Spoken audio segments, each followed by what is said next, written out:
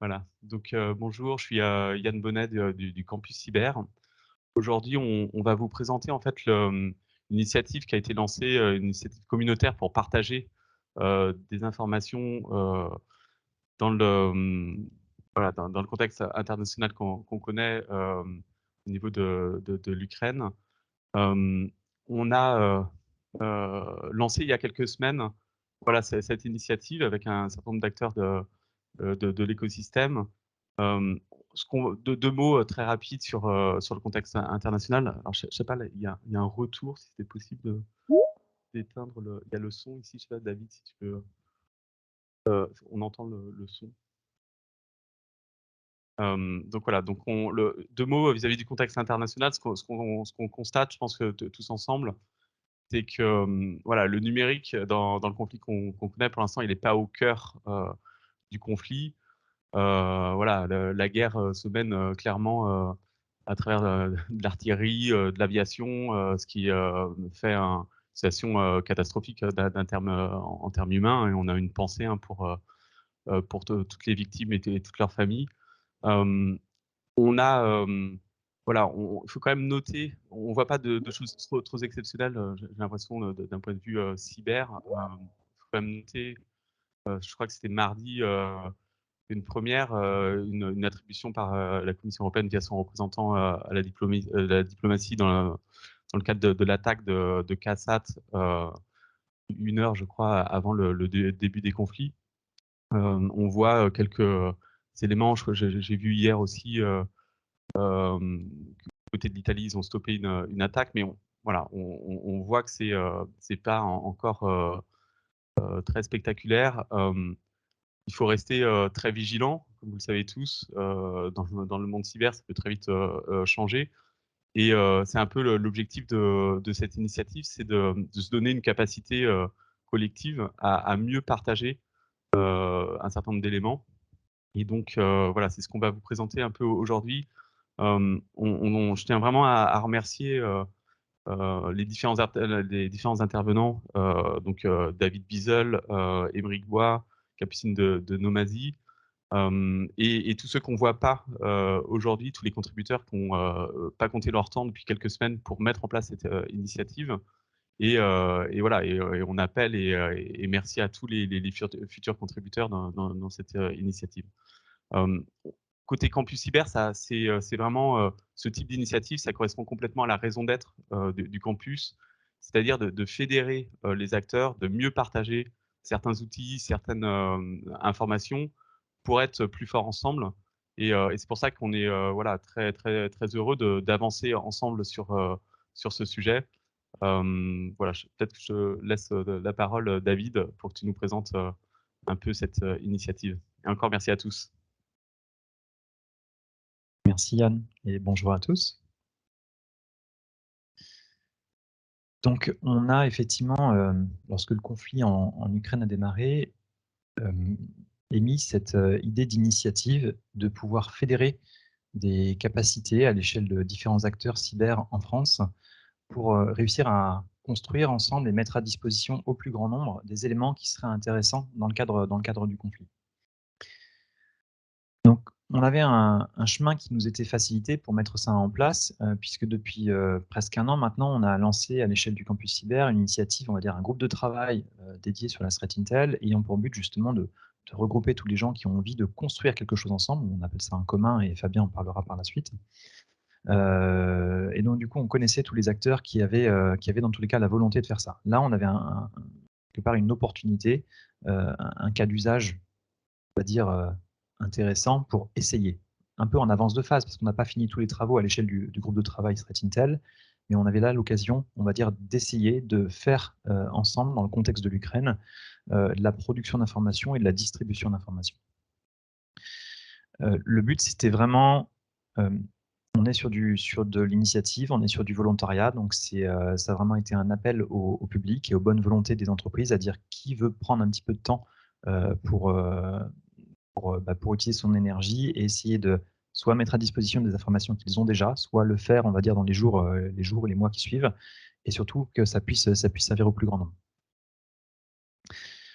Donc l'organisation qu'on avait prévu de faire au départ et sur laquelle ce sur quoi on s'est calé et qui fonctionne aujourd'hui, c'est vraiment quelque chose qui peut se représenter sur le schéma que vous avez devant vous. C'est qu'on a un ensemble d'équipes, donc ça c'est en bas à gauche. Les équipes sont finalement les membres du campus qui sont contributeurs ou acteurs dans cette production de threat intel autour du conflit Russie-Ukraine, qui vont du coup soit, numéro 1, produire de la threat intel dans une plateforme permettant de structurer ça correctement, on va appeler ça une TIP, Threat Intelligence Platform, soit mettre à disposition en direct, en mode brut, c'est la petit numéro 3, ces mêmes informations qui seront par la suite retraitées pour être requalifiées et remis en forme correctement. Et le but étant effectivement, niveau 5, que ça puisse être mis à disposition dans une zone publique, en l'occurrence une plateforme GitLab, on va dire, pour que tout type d'acteur puisse consommer facilement et à l'échelle les informations qui sont produites.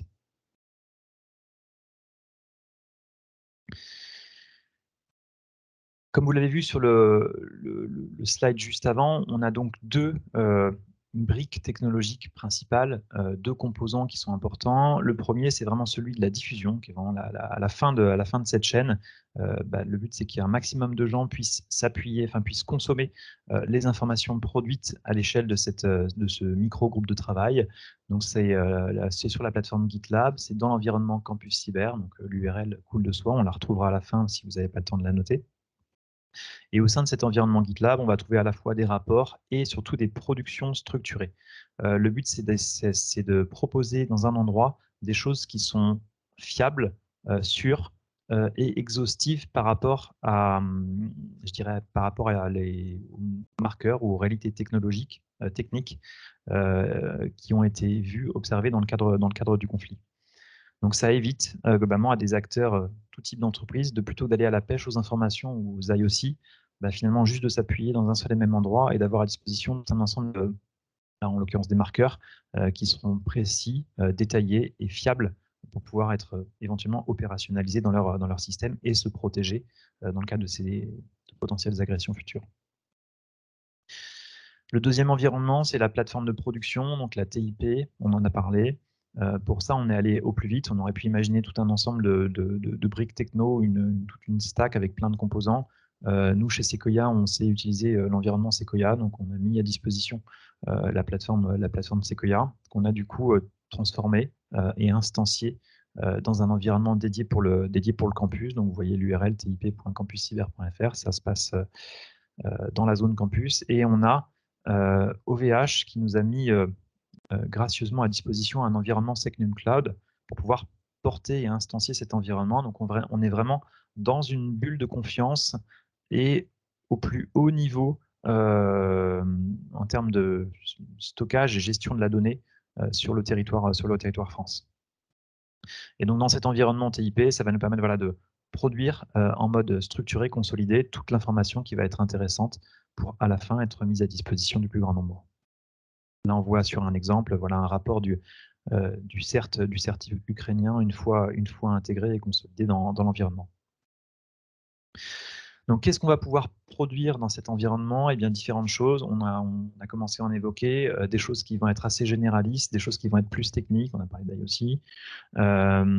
Et pour ça, je vais laisser la place à mes deux co-animateurs. On va commencer par Capucine, justement, qui va détailler comment est-ce qu'on peut imaginer faire rentrer dans cet environnement de l'information qui va vraiment parler au plus grand nombre, qui va être assez généraliste, qui va notamment traiter de bonnes pratiques.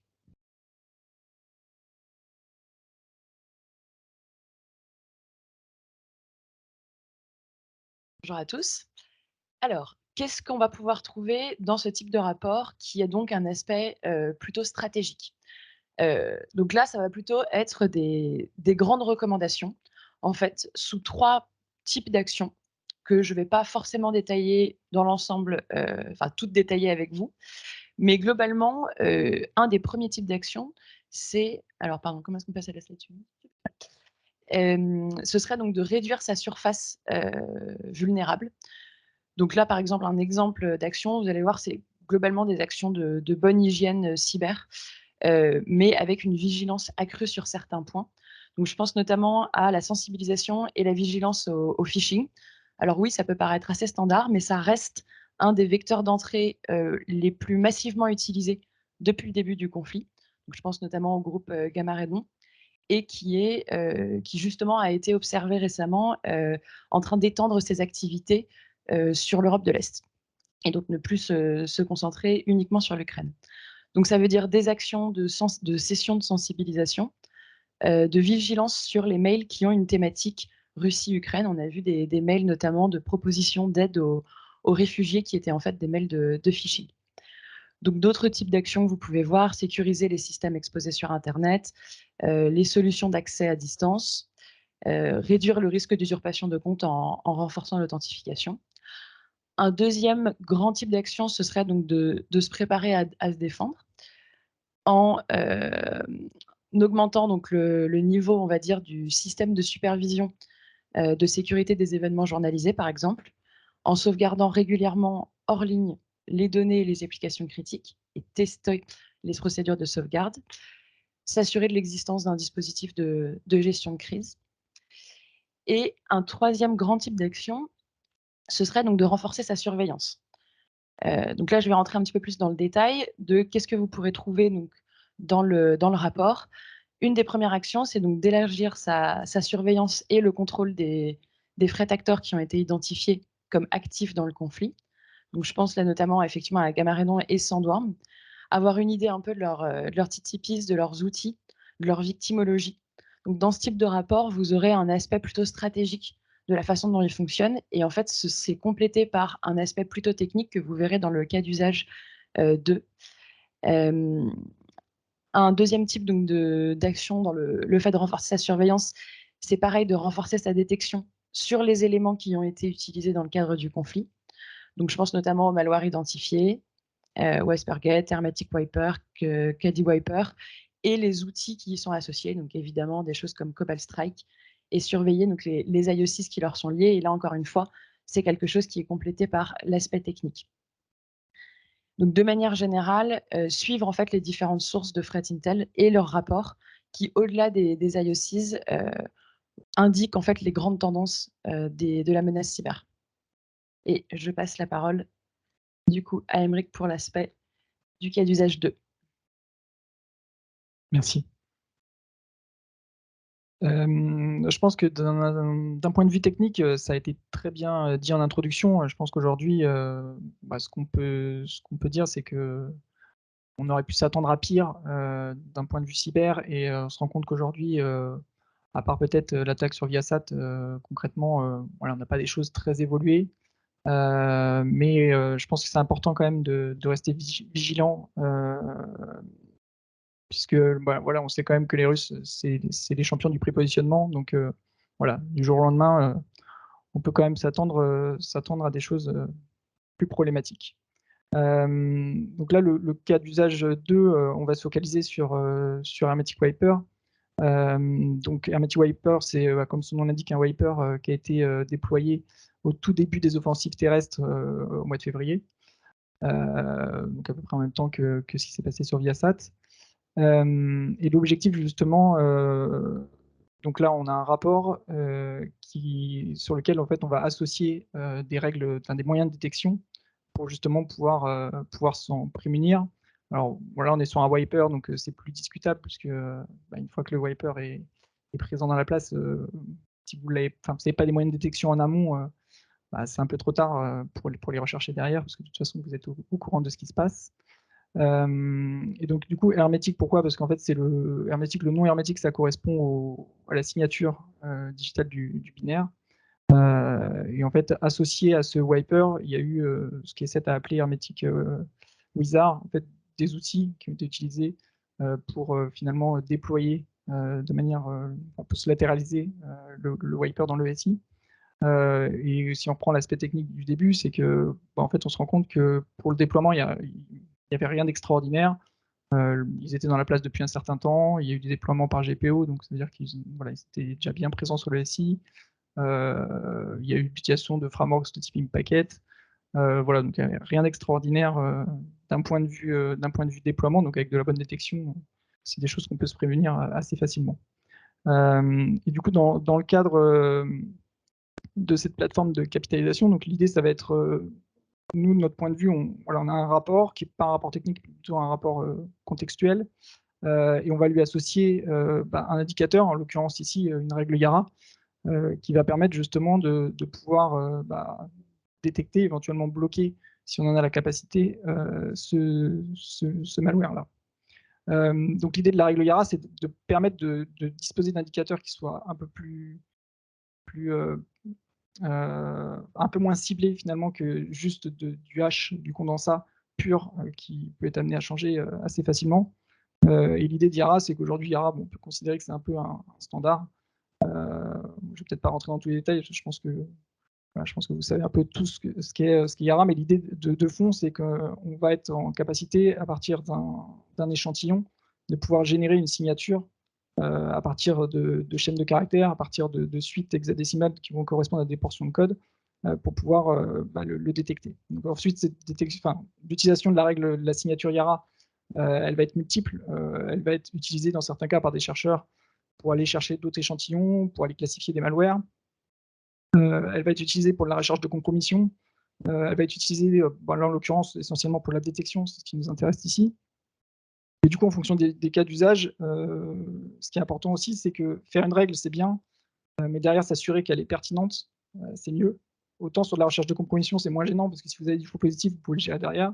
Sur la détection, si éventuellement vous faites du blocage, vous avez intérêt que votre règle soit bien capitalisée, parce qu'on voit souvent publiquement des règles qui sont mises dans la nature et finalement qui sont plus faites pour la recherche de compromission, et quand on les utilise en détection, c'est un peu plus dangereux. Et donc l'idée, c'est d'être capable, on va y revenir derrière sur la partie GitLab, de pouvoir mettre à disposition un certain nombre d'indicateurs sur ce qui est vu sur le conflit, et de permettre aussi de mettre à disposition des règles un peu plus précises de type Yara, pour pouvoir être utilisable par le plus grand nombre, en termes de détection notamment, sur ce type de malware, et potentiellement en termes de recherche de compromission sur des outils plus génériques.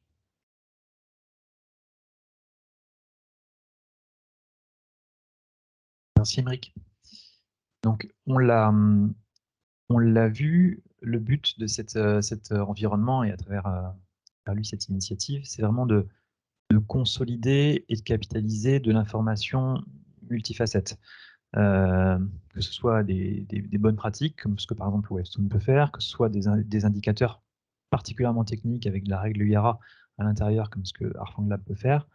Tout ça a du sens. Ce qui a également du sens, c'est de consolider, on va dire, ce qui se passe au niveau de l'actualité. Donc là, un exemple, cas d'usage numéro 3, c'est des publications qui sont faites par l'autorité la plus concernée par le sujet, en l'occurrence le CERT ukrainien.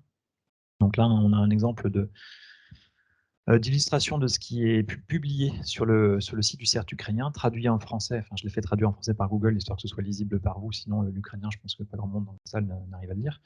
On a juste la référence par rapport à du thème Azovstal en contexte de phishing. Donc, je pense que ça va parler à tout le monde et qui va amener du Cobalt Strike derrière. Donc, c'est ce genre de choses, on va dire, sur la manière dont le conflit évolue sur l'angle cyber qui est intéressant à être capitalisé. Donc, on va pouvoir le faire également. Donc là, dans ce cas-là, comment ça se passe?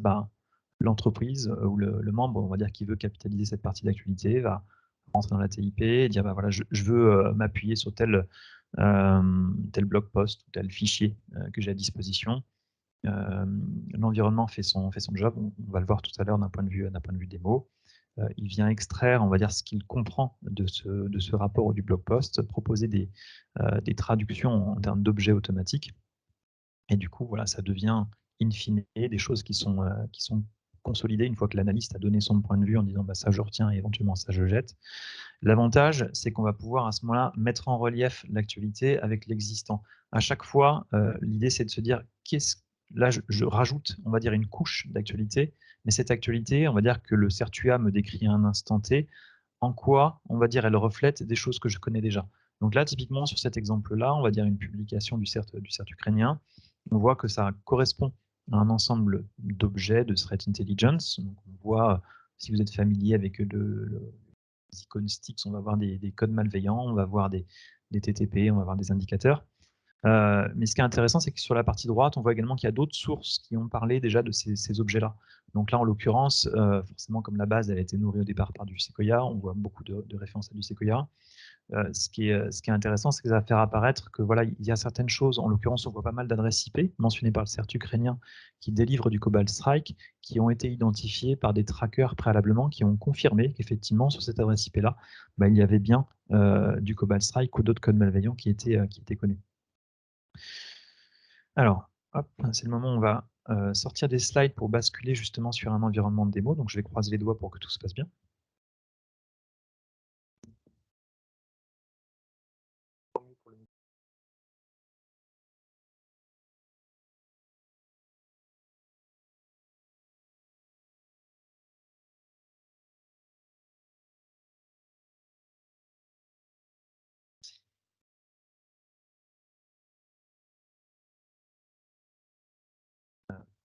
Je devrais m'en sortir, je te remercie. Ici, donc, on est dans le on est dans l'environnement TIP du campus. Donc, vous voyez l'interface tipcampuscyber.fr. On a un environnement de dashboard. Bon, ça, c'est pas forcément, on va dire, le plus intéressant. C'est juste un ensemble de widgets qui nous donnent des statistiques et quelques informations qui ont été traitées par le groupe du campus au sein de cette instance. Et j'ai retenu un environnement une publication récente qui me semblait intéressante dans le contexte du conflit. Donc vraiment, c'est quelque chose qui relate justement une publication du CERT ukrainien et qui met un petit peu de relief dessus.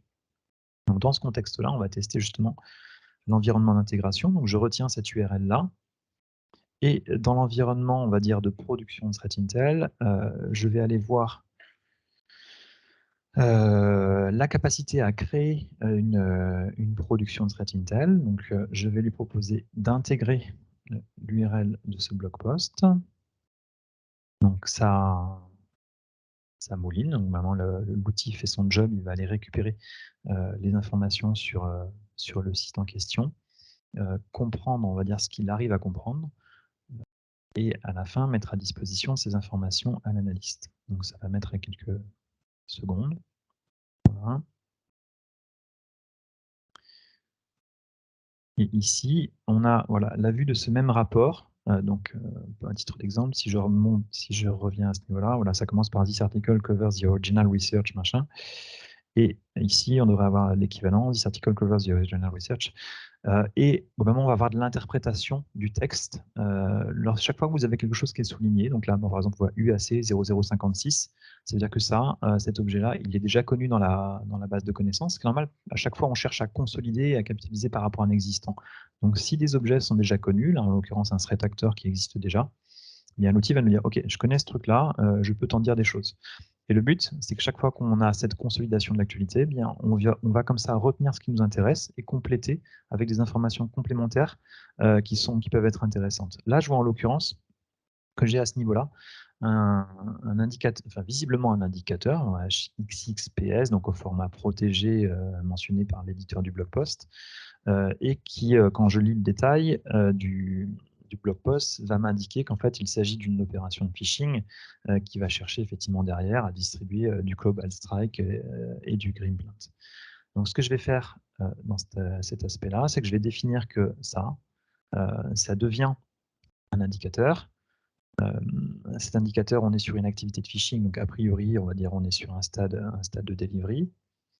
Et cet indicateur, a priori, de ce que je lis dans le blog post, il confirme, enfin plutôt il est relié à des activités autour de Cobalt Strike et Greenplant. Donc je vais lui associer des liaisons par rapport à ces codes malveillants auxquels il est rattaché. Donc je crée une relation, on va dire, qui lui est propre. Et ce qui va vouloir dire qu'à travers cette relation qui est créée, au sein finalement de cette modélisation-là, je viens de créer un premier lien entre ces différents objets, tous ces différents objets qui existent et qui sont répertoriés à ce niveau-là. Donc si je cherche à le visualiser d'un point de vue graphique, ici je vais avoir tous les objets qui ont été recensés dans le cadre de cette publication. Donc pour l'instant, la plupart d'entre eux, enfin tous d'ailleurs, sont atomiquement, sont isolés, sauf deux que je vais pouvoir visualiser à ce niveau-là. Et c'est normal, c'est exactement ce que je viens de faire, c'est que je viens de déclarer un indicateur particulier comme étant lié à des activités de Cobalt Strike. Donc, je ne vous fais pas l'exercice de complètement faire l'intégration de ce blog post parce que ça prendrait quelques minutes. Ça va vite, mais ça prend quand même quelques minutes. On va revenir sur un environnement plus global. Donc, on consolide, on crée des nouvelles entrées par rapport à l'existant. Et donc, du coup, si je cherche à voir tout ce qui va tourner autour du conflit ukrainien, bah, je peux avoir des approches assez pragmatiques, on va dire, consistant à aller cibler les pays, enfin retenir une identité qui est un pays, voir en l'occurrence là le pays Ukraine, voir quels sont tous les rapports qui traitent de ce pays-là, qui ont adressé ce pays dans le cadre de publications. Et je vais avoir bien sûr des publications de différentes sources, du CERT ukrainien. Là, en l'occurrence, une publication de Microsoft dans lequel je vais avoir tous les objets qui sont rattachés. Donc voilà, dans cette publication de Microsoft, c'était un rapport, ce qu'ils appelaient un rapport spécial, qui reprenait tous les types de threat actors avec leurs différents modes opératoires qui ont justement jusqu'à présent et en mode timeline eu des activités de nuisance par rapport à l'Ukraine. Donc ça me permet de consolider, enfin ça me permet de visualiser tous ces éléments-là. Et si je veux, de la même façon que ce qu'on vient de voir préalablement, là où tout à l'heure je n'avais qu'un seul lien qui était créé, bah là j'ai une publication qui est finie, dans laquelle j'ai tous mes éléments qui sont regroupés ensemble et reliés ensemble. Donc ça paraît un peu le bazar comme ça, parce qu'on en a dans tous les sens. J'ai des modes de représentation qui vont permettre éventuellement de rendre les choses un peu plus simples, on va dire, et quand j'ai une lecture analyste, je vais pouvoir aller dans le détail. Mais surtout, le fait d'avoir ce lien-là, ce qui est intéressant, c'est que ça permet par la suite de pivoter, et donc du coup de faire en sorte que si je cherche à avoir du détail, on va dire, sur telle ou telle chose, plus tard, disons dans 2 semaines, dans 3 mois, sur tel objet de la base de connaissances, bah, à travers les liens qui existent dans ces rapports-là, je suis capable de pivoter d'un objet 1 à un objet 2, et donc du coup de retrouver mes liens qui sont existants. Donc je rappelle, le but c'est effectivement consolider, capitaliser à l'échelle de groupes d'acteurs français et de mettre ça à disposition du plus grand nombre. Je vais revenir sur le PowerPoint.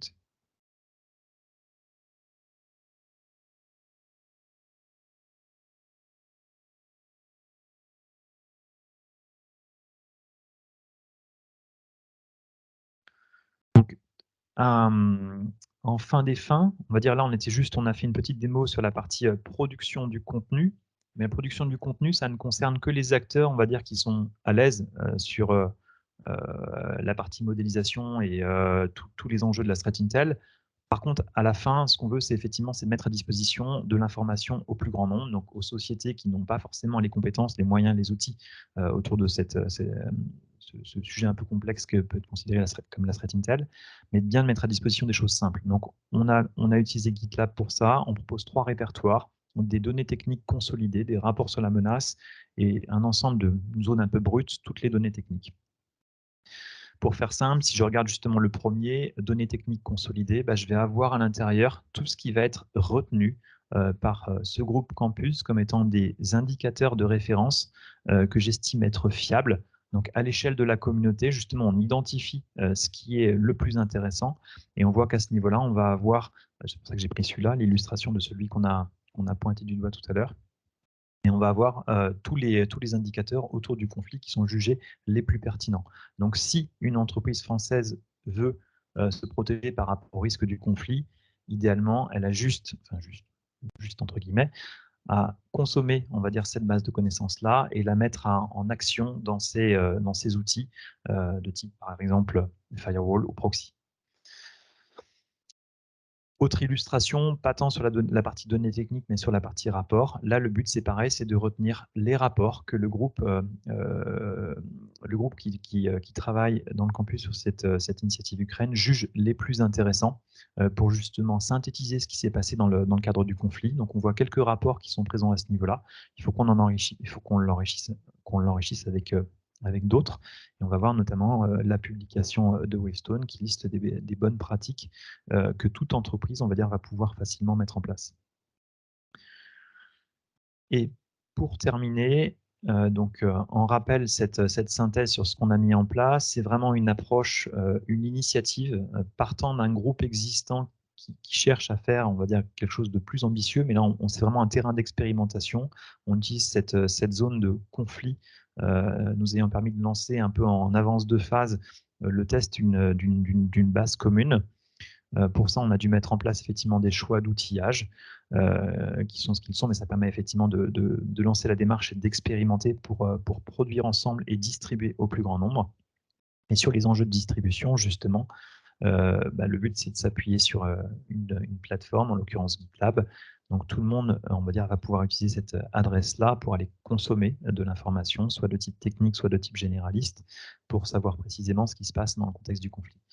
Et j'en profite d'avoir un micro pour dire merci à tous les membres, on va dire, qui ont levé la main pour prendre de leur temps, de leur énergie pour créer soit à la fois de l'infrastructure, soit, on va dire, du contenu, avec un remerciement en particulier à OVH qui a mis à disposition l'infrastructure. Fabien, je crois que je te passe la main. Merci. Et juste avant que Fabien conclue, on voulait voilà, vraiment remercier toutes les entreprises qui ont contribué, appeler tous les acteurs à rejoindre cette initiative. Merci beaucoup à Sequoia, à Arfanglab, Wavestone notamment, qui ont mis énormément de temps et d'énergie sur cette initiative. Voilà. Donc peut-être que Fabien, tu peux annoncer un peu la suite. Merci Yann. On peut passer au slide suivant, juste pour rappeler qu'en fait, toute cette initiative a été mise en place assez rapidement grâce en fait à un premier travail d'un groupe, d'un GT sur la CTI. Le GT qui a déjà bien avancé parce qu'il y a 5 cas d'usage qui ont été identifiés à travers lesquels on va peut-être pouvoir mettre en place un prototype de partage d'informations sur la CTI.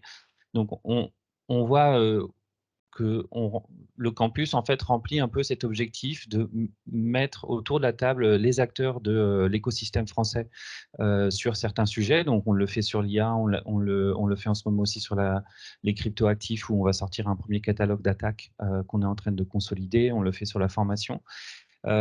Tout ça pour vous dire qu'on est très heureux de voir que grâce à l'engagement de tous les membres sur le studio de commun, on voit sortir des premiers livrables qui vont être au service de tous les membres. Et donc, je voulais surtout vous inviter à 2 choses. N'hésitez pas à nous solliciter si vous avez des sujets, parce qu'on est là pour ça. N'hésitez pas à venir à la rencontre de la plateforme TPI qui a été mise en place parce que plus vous serez nombreux à l'utiliser, plus vous serez nombreux à y apporter des contributions, plus ça va renforcer en fait cette première initiative. Et de la même manière, n'hésitez pas à nous solliciter pour créer des nouveaux GT. C'est aussi notre vocation. Donc là, on est en train de lancer 3 nouveaux GT, un sur le ferroviaire, un sur la gestion de crise et un sur la sensibilisation des PME et des TPE. Et puis, si vous le souhaitez, on va continuer de manière mensuelle à faire des insiders. Ce qu'on appelle les insiders, c'est le moment où les groupes de travail viennent prendre la parole pour vous présenter leurs avancées, ce qu'ils ont produit et où ils en sont.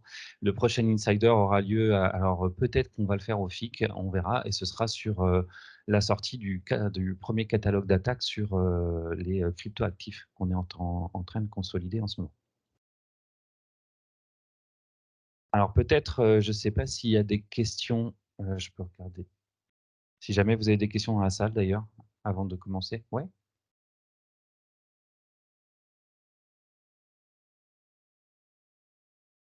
Bonjour.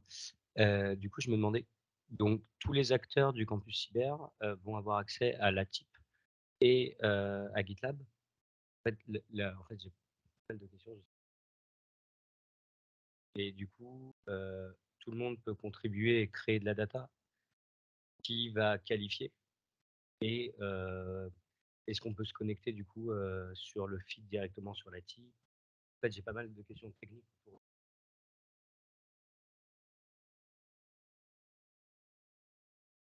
Raphaël, responsable du CCR.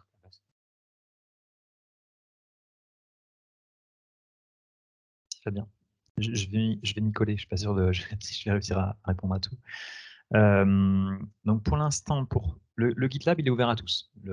L'URL, elle est diffusée effectivement ouvertement. On l'a ouvert cette semaine, donc tout le monde peut y aller. Le but, effectivement, ça va être de pouvoir alimenter cet environnement sur GitLab au quotidien par les membres du campus, je vais en parler dans un second temps, qui produisent la donnée. Mais effectivement, la zone de distribution, elle a pour but d'être régulièrement mise à jour avec de la donnée qui est fiabilisée, parce que c'est vraiment le but de cette opération, c'est de mettre dedans des choses qui soient dédupliquées, propres, fiables, relues, consolidées, voilà, quelque chose qui est sûr pour être opérationnalisé dans différents SI.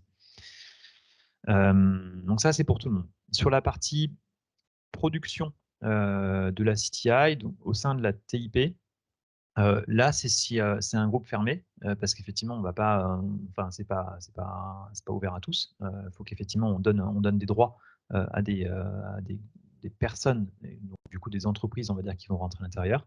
Par contre, c'est relativement ouvert. On n'a pas de règles particulières.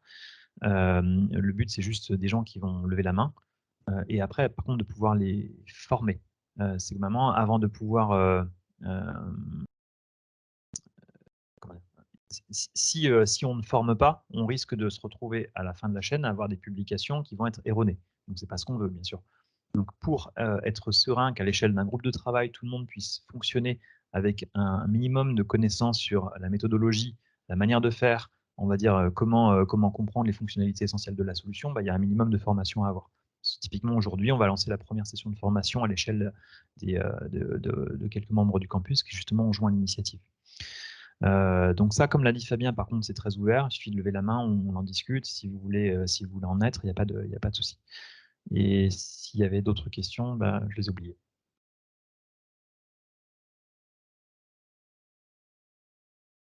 Ouais, donc la qualification, il y a deux choses. Je vais revenir sur un slide avant parce que je pense que c'était intéressant pour ça. Hop, c'est pas ça. Le truc là. Non, là. Voilà. On avait prévu que justement tout le monde ne sera pas forcément formé sur la plateforme. Sous-entendant, on va avoir des gens qui veulent pas, ça les intéresse pas, ils veulent pas forcément prendre l'énergie d'aller se familiariser avec cet environnement-là, et qui par contre font des choses. Donc on ne veut pas pour autant perdre cette matière-là, ces productions qui sont faites. Donc on propose d'avoir justement, c'est le numéro 3, quelque chose qui va être de l'ordre du dépôt direct, donc vraiment que ces acteurs-là puissent directement envoyer leur production dans GitLab, mais à ce moment-là sur une zone de données brutes. Sous-entendant, c'est pas encore qualifié, mais c'est intéressant. Et cette zone à ce moment-là de données brutes va être requalifiée un peu plus tard, d'un point de vue asynchrone, par des membres justement du campus ou de cette initiative ou Sequoia, justement pour reprendre cette matière-là, la faire rentrer dans la base de connaissances et la ressortir sous forme de données structurées, et donc du coup revenir dans la boucle de distribution GitLab, mais une fois raffinée. C'est comme finalement un mécanisme de raffinerie, finalement. La donnée est là au départ, et soit la personne qui la crée la raffine elle-même, soit comme elle la met à disposition parce qu'elle estime qu'elle peut être semi-publique, et d'autres vont la raffiner.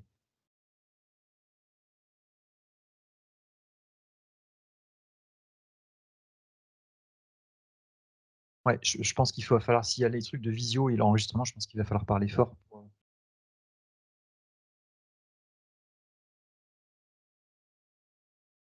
Bonjour, Christophe Puge, membre du CERT Capgemini. Concernant la partie production de CTI, pour les entités qui ont d'autres plateformes de threat intelligence, est-ce qu'il y a des capacités d'envoi automatique CTI et à base de quel threat model? Est-ce que c'est prévu ou est-ce que ça a été...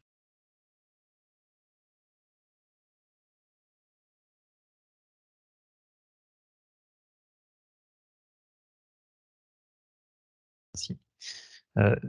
Je pense qu'il faut dissocier deux choses. Il y a cette initiative-là qu'on a pour l'Ukraine, et après, il y a l'ambition plus large du GTCTI. Tout ce qui va être, on va dire, la vue industrielle, la vue long terme ou la grosse artillerie, ce sera plutôt à mettre effectivement dans l'objectif du GT CTI, notamment les plugs avec les plateformes tierces. Plutôt là qu'on va les réfléchir. Là, rien n'empêcherait de le faire, mais c'est pas forcément le but de cette initiative. Le but, c'est effectivement d'aller au plus vite, de faire des choses qui sont peut-être en mode raccourci, on peut dire ça comme ça. Mais donc du coup, il s'agira pas de tisser tous les liens qu'on peut prévoir autour, notamment les plugs avec les plateformes TIP externes ou celles de partenaires. Au niveau du data model, je dirais c'est la TIP qui donne le là, hein, pour faire simple. Donc nous, sur celle qu'on utilise, en l'occurrence celle de Sequoia, c'est du Stix 2.1. Donc tout tourne en Stix 2.1 à l'intérieur, et dès lors que la solution, soit consommatrice, soit émettrice, est en Stix 2.1, ça se passe très facilement.